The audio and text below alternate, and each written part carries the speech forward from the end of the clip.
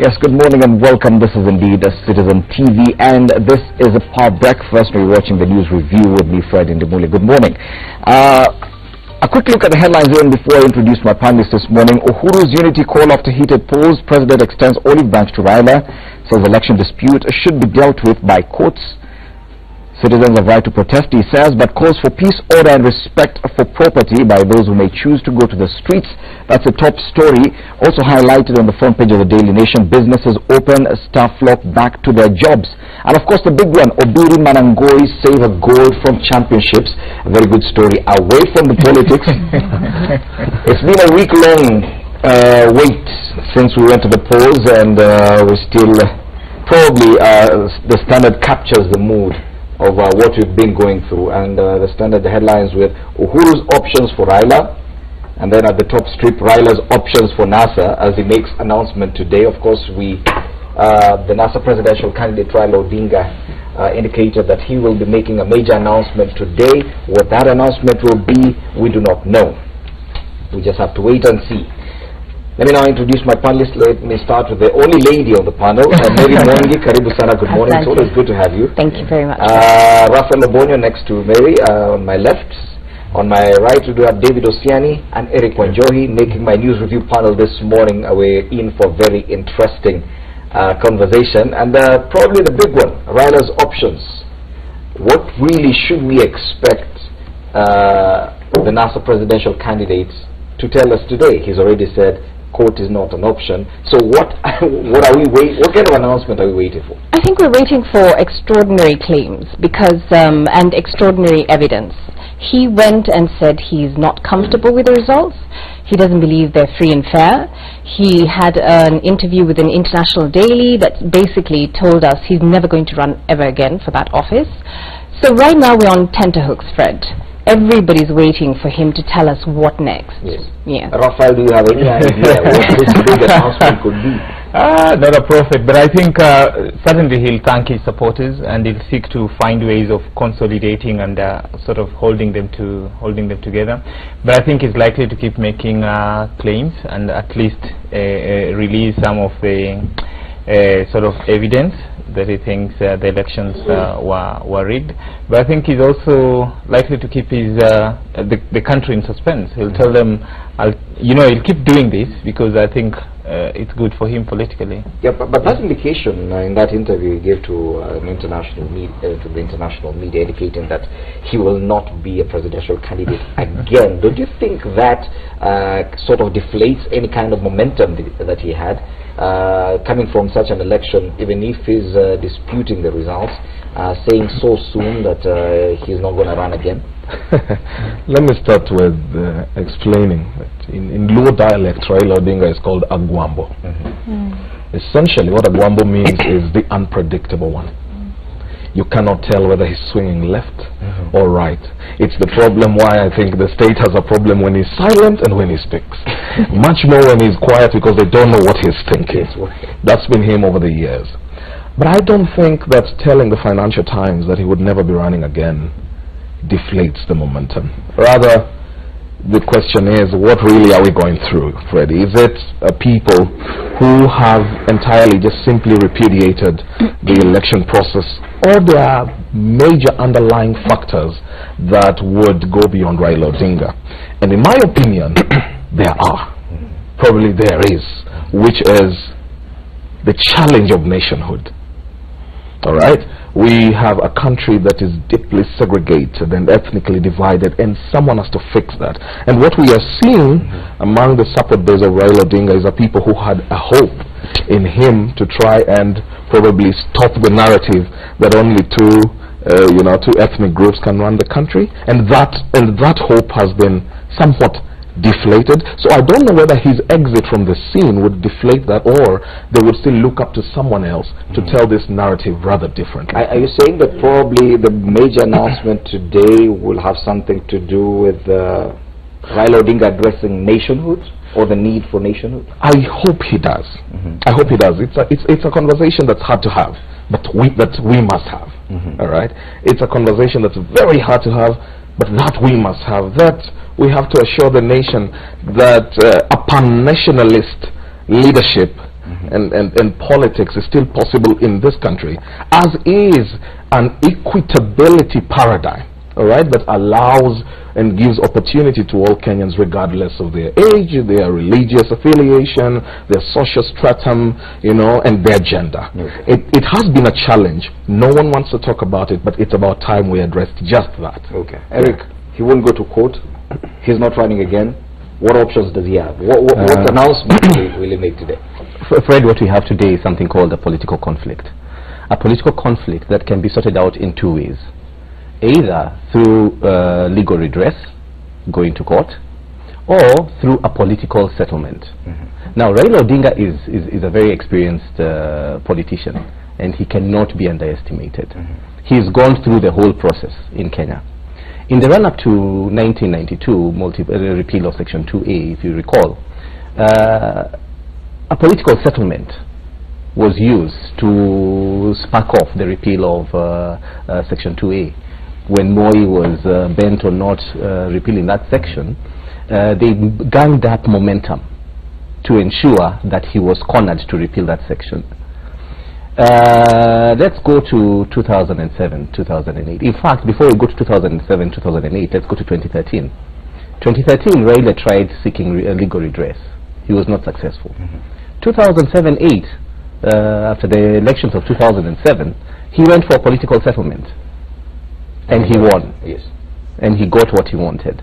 So you need to understand that once somebody decides to go the route of political settlement, that means that they have a purpose of changing law and order to suit some individuals. And I think that is what Raila is going to try and do. That's an indication that he might be seeking some stake within the administration. That's what I have to come and say something about also what I've witnessed about Raila. In as much as he's a very well-seasoned politician, he has some very good ideas, or his team has some very good ideas. What fails him is something called implementation. 2007-8, he implemented it in terms of the political settlement. Right now, we've seen that the way he's run his campaign was not up to standard, and we now want to see whether he's going to sort out this whole political stalemate through a very good settlement. As NASA, we've already seen the disintegration of NASA. I mean, you saw when he was making his announcement on Sunday, he was the only principal of the so-called NASA. No, I think that is true. I think so. Kandila was not there. Alonso was not there. So Mudavadi was not there. What we want to see is this. There are some people who have made some very statements. Somebody like Professor Anyang' Nyong'o saying that violence will not be tolerated. Joho has said Mombasa there shall be no destruction of property. We want to see whether these principles or these people will come and support the call for not to go to work. Okay. Well, David pointed out that messaging that we have to become one nation and that we need leadership that will focus on that. I want to point out that President Uhuru had, towards the end of his campaign, gone to areas where he knew he didn't have that much support, but he did send them the message that he will ensure development regardless of support to Jubilee Party. So, and again, as we can see from our headlines, he has already said, you have the right to picket. You do not have the right to destroy property. You do not have the right to attack people, but you have the right to air your grievances. And I think that's very important. But what Eric has pointed out in terms of Raila now looking to push Uhuru to the corner, I believe he still needs a lot of evidence to be able to do that. The dynamics today are very different from what happened the last time, where he was able to get, you know, President Kibaki to sit and agree on a coalition government. Do we have the he doesn't need a shred of evidence. All what he needs to do is to garner up public perception and mobilize the public. But we've gone back to work. Do you think that is what Raila Odinga is seeking? No, I mean, and even Uhuru knows that Raila have half of the voters. You know, you cannot underestimate that. You don't need any other evidence because he already has those numbers, and President Uhuru needs those numbers to be able to consolidate his legacy. He might not do it the way it was done in 2007, but I think he still has something that he can use to bargain for a stake at whichever level. But let me also just reiterate what David did say, that you know, there are deep-seated sort of divisions and problems in this country, and the election seems to deepen those divisions. I think it's upon the political leadership led by His Excellency the President, and of course Raila, who commands quite a sizable number of following, to find a way of coming together if we are to avoid similar occurrences in the future. Because I think with their exit, because Uhuru is also exiting, I was just saying yesterday that you know, Kenya, we finish one election and start the next.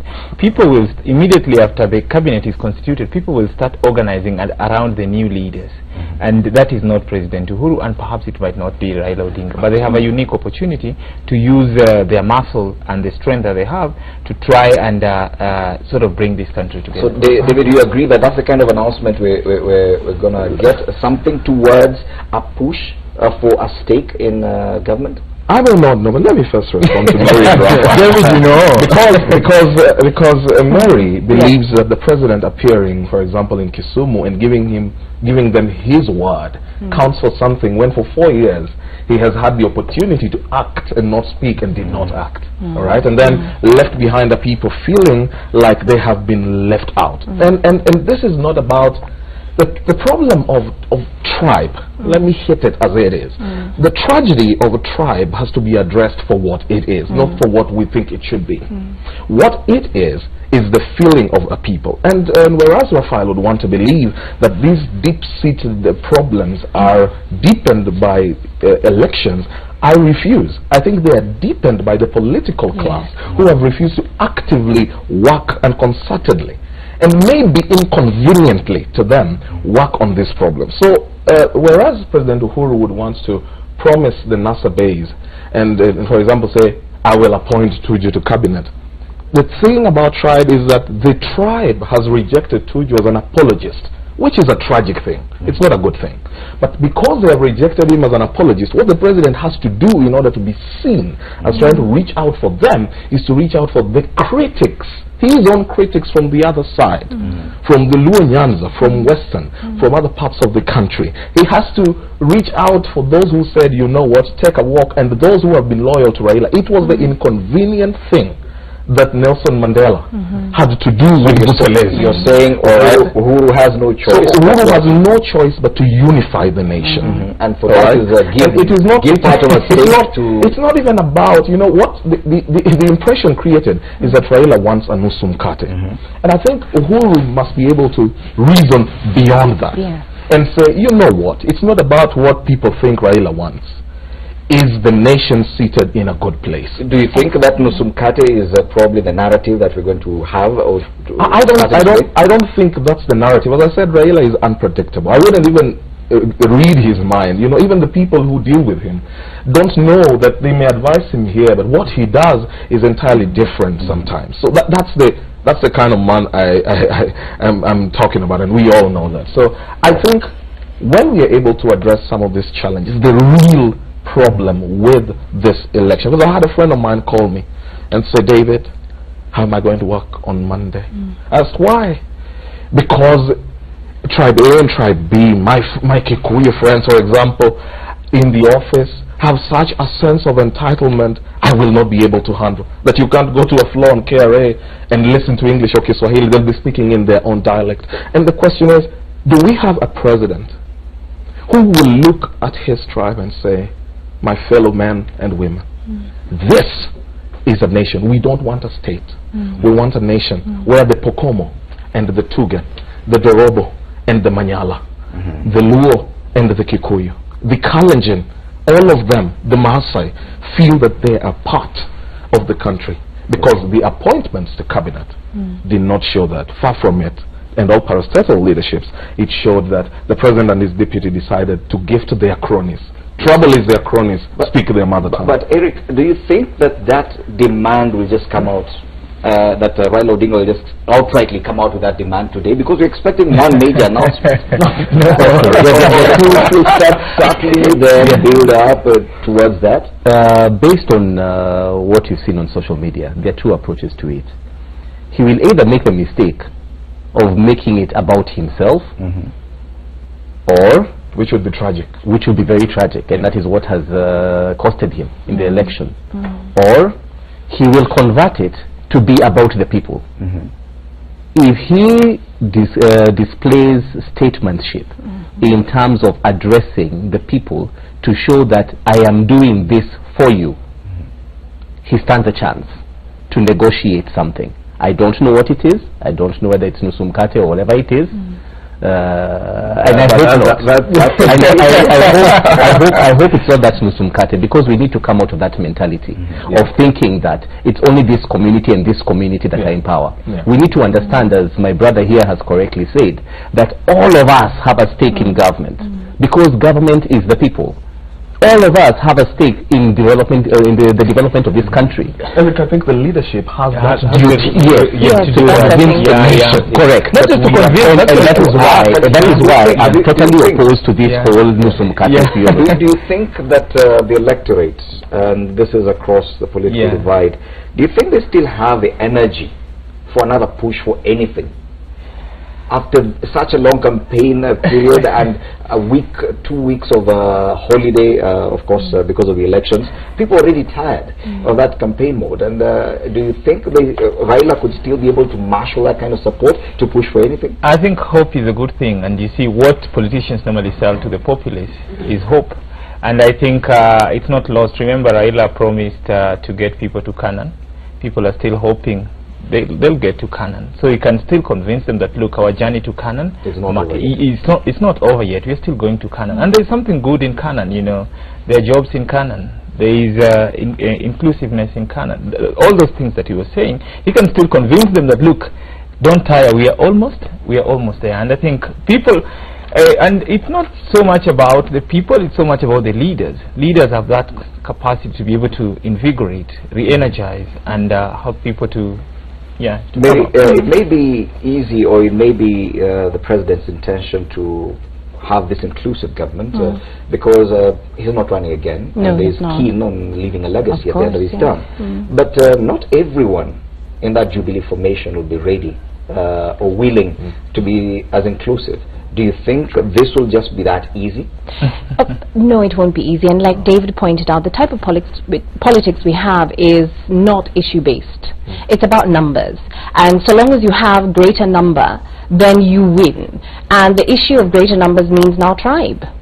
And so we need to move away from that. And what was very interesting about Honorable Raila's interview with the international press was that he pointed out that it's not about him.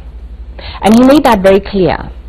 So we're hoping that when he does make that announcement, he reiterates it's not about him, it's about this nation. And if we now have the two principals telling us the same message, that it's not about them, it's about this nation, then we go back to what David said, that we now have leadership that will look beyond the numbers, leadership that will say we are all in this country for a reason, we were not put here by mistake, we all bring our unique gifts to this nation, and this nation can be a better nation if we now look at politics in terms of issues rather than ethnicity. Wow. The headlines read Raila's options for NASA as he makes announcement today. That's the top strip of the Standard. He will give his supporters direction on next course of action in line with his interviews and revelations by confidence. He has 4 options, including protests and countrywide rallies. Of course, the other options are going to court, I think, or just accepting going home. Uhuru has also offered options to Raila. Dispute with the results in court, protest peacefully against win, or accept olive branch and friendship extended to him. This is also very telling, the same narrative. But the president extending an olive branch, the president appears very much aware that he does not need to compete further. His Excellency the President is very correct on this one. Because when you look at the way the Constitution is, and I need to correct what you and Mary were talking about, the Constitution does not have room for a political party government. The Constitution says that the President is the symbol of national unity. which means whether the president came in through a political party or through an independent kind of setup, an independent candidate, he ceases to be what he was when he was coming in and takes up the national kind of figure, the national unity part of it. So he's no longer the president of Jubilee Party. He's the president of Kenya. He's no longer the president of Kikuyus. But the party he's the president of all Kenyans. The party still has influence now, on the president. the party comes in when it comes to legislation, influencing legislation. But when it comes to executive management ought to be nationalistic, not partisan. And that is why we need to have a very strict distinction between government and political party activities, because government is executive, legislature, judiciary, and independent bodies. And all of these bodies are set up to give a national outlook about how they tackle national issues, that they are not going to segregate one community or another community to address their issues alone. They address issues nationally. So the president is very right in saying that not only Raila, even all these other presidential candidates that were there, come, let us work together. Because the competition is now over, we are now coming here to build a nation. Whatever experience or expertise that you can be able to bring, come, bring it, let's look at it, and let's see how we can work together to develop this country together. He's very right. But yet there are people within government, and even if we just away from Jubilee, there are people within government who are already angling for bigger positions come 2022. And they wield a lot of influence, even on the presidency. And they may not be so willing to accept this kind of olive branch that the president is extending to the other side. But you see, their legacy is not at stake. It's the legacy of the president that is at stake. That's exactly it. There is a song that goes, it wasn't easy, but it was worth it. It's not going to be easy. It has not been easy for the owner of this media house, SK Macharia, who ran away from tribe and said, look friends, it's never been about us. We also have to consider others. Since 1992, we have not voted for anyone beyond our tribe. And it's not about us. And whenever he did that, there was a curse by elders against him. It wasn't easy, but it was well worth it. It's not been easy for Jogi Bongo, who stood against tribe and said, this is corruption, I will whistle blow. It wasn't easy, but it was worth it. It has not been easy for the likes of Devin D. It is not going to be easy, but it is well worth it. It is worth it for even Tuju who crosses over, so long as he has legitimate reasons to run away from tribe. It's not easy, but it is well going to be worth it. And that must be the reason why the president has to firmly, he was able to marshal his troops in parliament as and when he needed numbers to be able to pass a few laws or eject people from office. If he had that power then he knows that he can still wield that power now. But the president has to be very careful not to spark a revolt against within his own circle, just to please the other side. But if pride is the reason for revolt, I think because we're talking about the presidency is not just Uhuru. You see, the oligarchy, you see, the oligarchy operates this way. The oligarchy holds the leaderships at different stages because this benefits them. Alright? So the president is probably going to, and William Ruto and even Raila Odinga from time to time had to deal with being told, how is Paul Mwangi, your advisor for legal affairs, when we have fought for this thing all these years, being dropped by the sidelines and now we have the chance. And he said, I don't really care. That's the oligarchy. It will come around the president and say, for example, hey, this is about the Mugete cranium. You cannot do that. Standing olive branch, my foot. Can't happen like that. But he has to run away from it, regardless of whether it's tribe or their personal economic interests at stake, and tell them, when I exit the scene, I want to be immortalized for having sown that mustard seed of growing an integrated nation. 95 to 98% of Jubilee people who have gotten in, of Jubilee leaders that have gotten in, got in on the key of I support Uhuru Kenyatta's re-election. So they need him more than he needs them. Exactly. You need to understand that. It's about posterity. It's about the future of this country.